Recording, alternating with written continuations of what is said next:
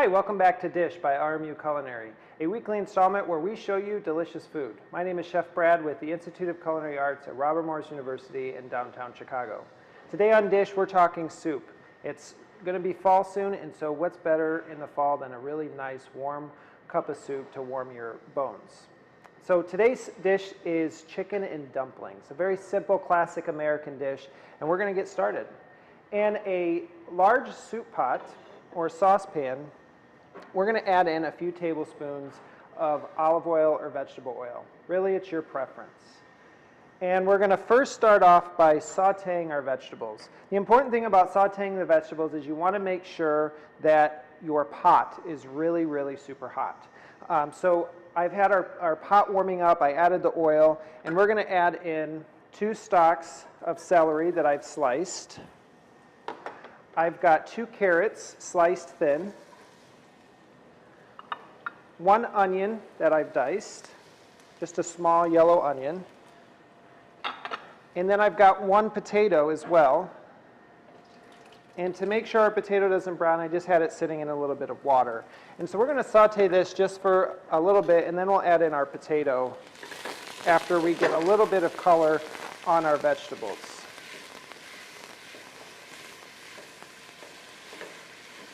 And while those are sauteing, we're going to make the dumplings for our chicken and dumplings. And so in a bowl, we're going to add in some all-purpose flour. And I've got 2 teaspoons of baking powder. And then I'm going to add in about 4 or 5 tablespoons of chopped fresh parsley. So I'm just going to do a quick rough chop on our parsley and add that to our mixture. And I'm just going to mix this up. And then we're going to add in 1 cup of whole milk, 3 tablespoons of melted butter, and a pinch of salt. And we're going to stir this just until it comes together. We want to be careful anytime we're making a dough or a batter not to overmix it, because then we're going to get a tough product in the end, and that's going to make for a bad dish. So just mix this just until it comes together.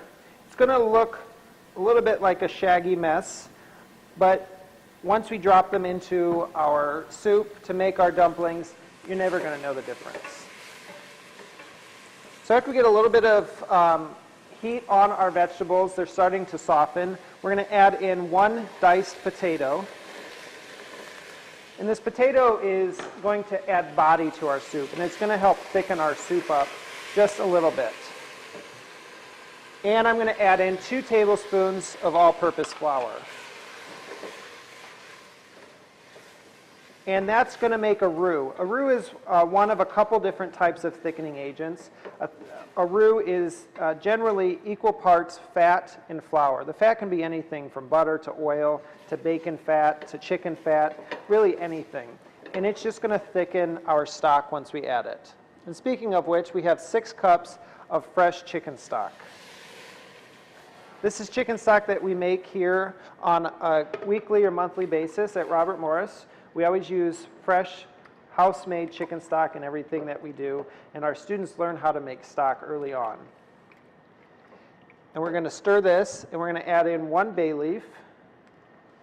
And I've got 1.5 pounds of diced chicken breasts. And we're going to add that to our soup as well. This is going to simmer until the mixture has thickened and the chicken is fully cooked.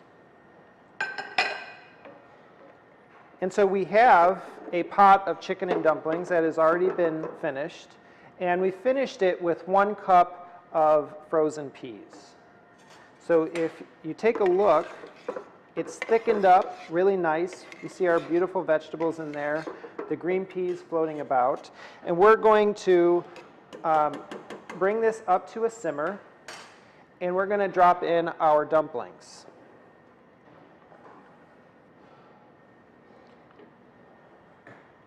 And I've used a scoop on our episodes before because I really think a scoop does a great job at portioning and making sure all the dumplings are similar size. So we're just going to take our dumplings with a small scoop and drop them into our chicken soup to make chicken and dumplings.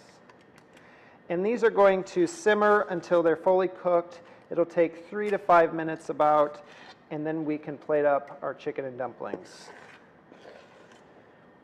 So after about 3 to 5 minutes, when the dumplings are fully cooked, and you can see that they have swelled up and our soup is simmering beautifully. And we're ready to plate our dish today.